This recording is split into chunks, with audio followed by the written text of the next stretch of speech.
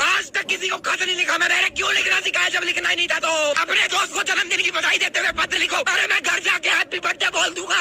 प्रिय मित्र, आशा करता हूँ तुम ठीक हो गए। अरे ऐसे कौन बोलता है? आपके चाचा ने आपको घड़ी गिफ्ट की है, धन्यवाद करते हुए पत्र लिखो। अरे मैंने मेरा चाचा मेरे पापा की सारी प्रॉपर्टी खा गया, घड़ी दे गए मुझे। प्रिंसिपल से लीव मांगने के लिए पत्र लिखो। अध्यापक महोदय, मुझे छुट्टी चाहिए, कृपया मुझे 2 दिन की छुट्टी। अरे बाहर में गई तेरी लीव, मेरा मन मेरी मर्जी, नहीं आऊंगा स्कूल, क्या करेगा?